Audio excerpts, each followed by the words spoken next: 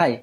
So today I'm going to talk about Twitter as a third brain. I just want to preface this and say that I'm not a very good Twitter user, and I'm not someone that cares a lot about follower count or engagement.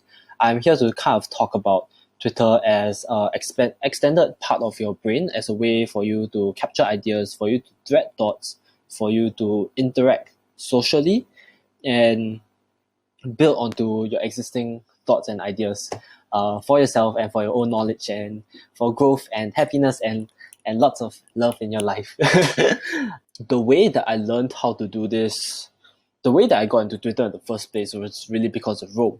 I realized that a lot of people using Rome were using Twitter, and I got into it about July this year.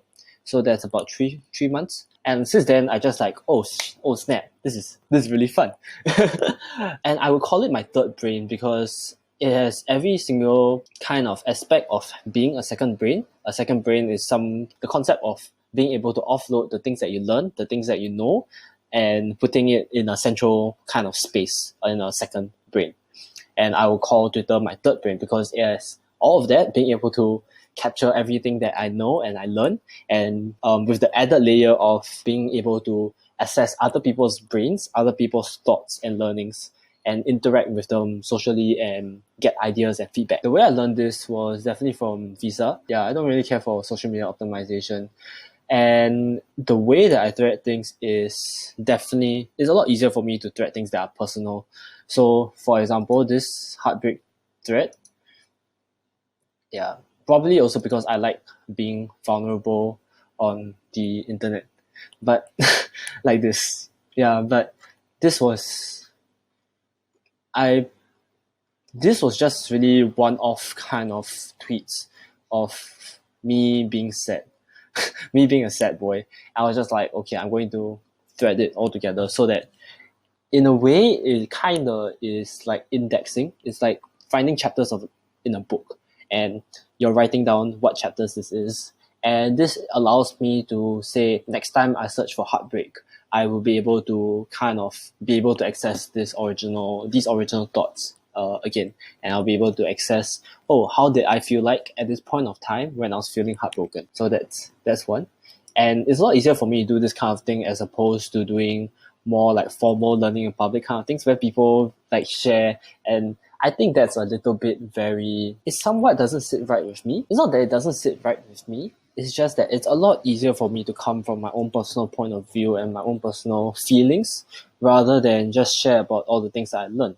And like the things that I learned, I still try and thread it, I still try and share, because if you see my video on journaling, I realized that the I don't see the two of them as separate. I don't see like my learnings from like other things and like my personal life as uh separate. I see them as something that can work in tandem, that can connect together, and I can apply the things that I learn outside into my personal life and vice versa. An example of like maybe something a thread that would be of the things I learned is just kind of stuff like this.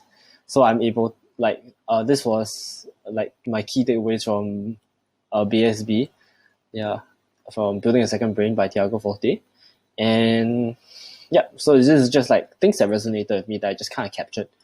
Yeah, I think Visa has kind of like explained the reason you should why you should thread things, and you can go and check that out. You go and yeah. So why do you make threads? Because a thread is just a way of connecting the dots.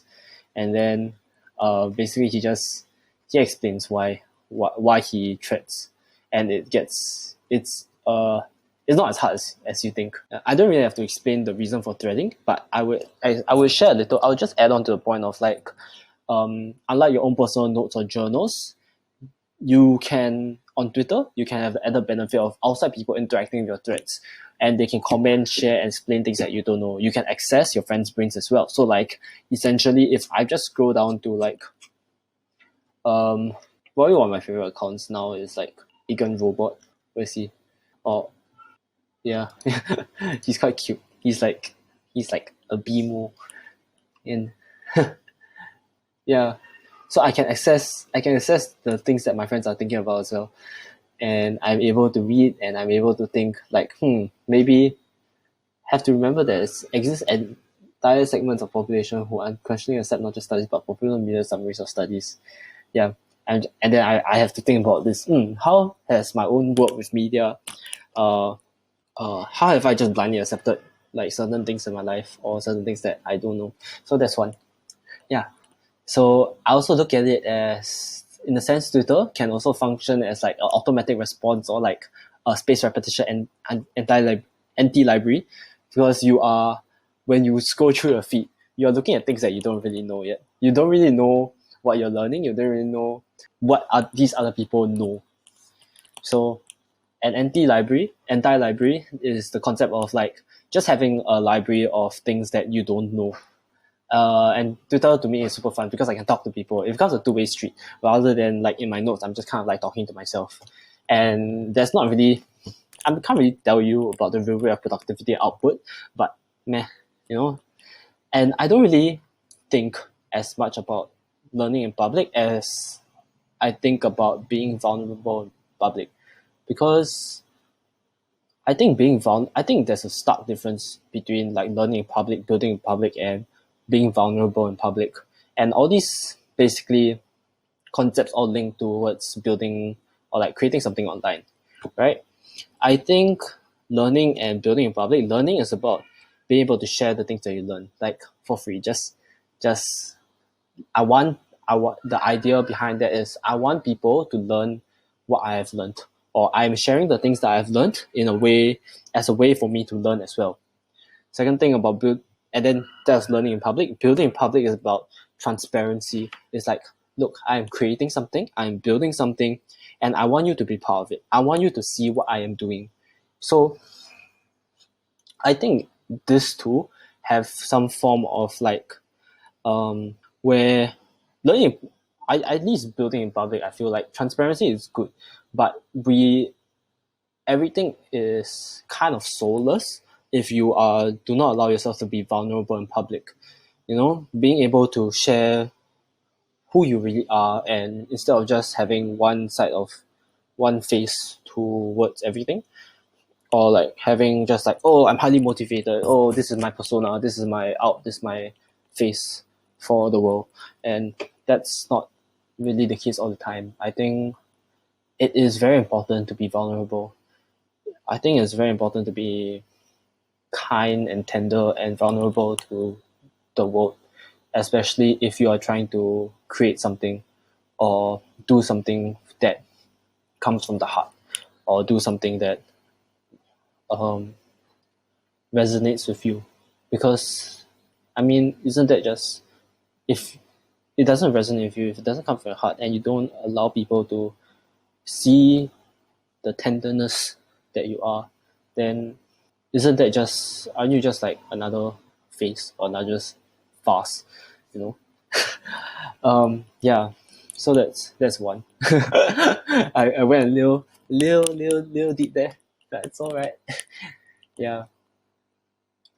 So the kind of like, I have two tips for using Twitter threads, and these are very simple tips, which is kind of like why I think it's kind of stupid for me to share, and it's a little strange for me to share. But as you can see over here, I have two web browsers in one page. So this is my secret.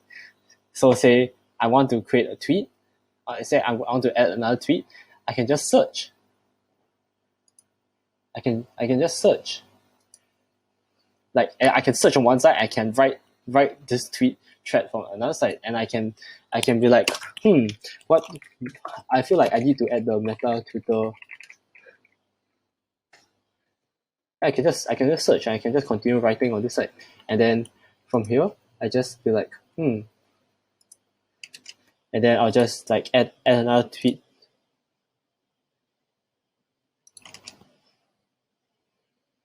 Yeah, just add another, just add to that thread, and then it just keep going. The funny thing about threads is that I think a lot of people look at threads as like, um, okay, I'm done writing this thread. I am creating a tweet storm.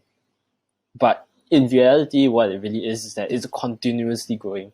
Like threads will intersect threads, and stop, and that's kind of like how storms are formed. You are kind of not intentionally making it all at once. It just kind of happens if you recognize how networked your thinking is. Yep.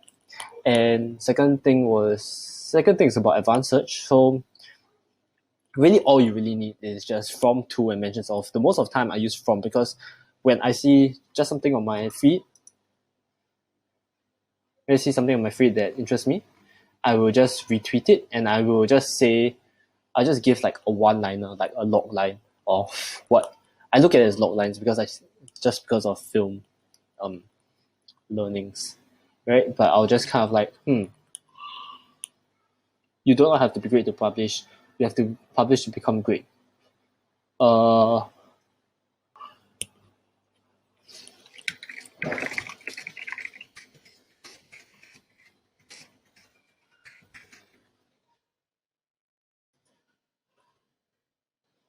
so the next time I search for that, philosophy and stoicism, it will come out like that. Yeah, I'll be able to find philosophy and stoicism. Yeah, so it's cool.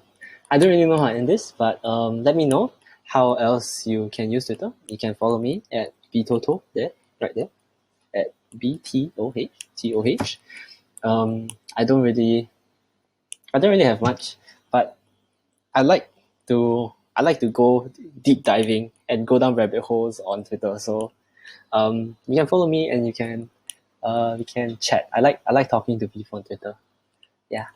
So thank you and have a nice day.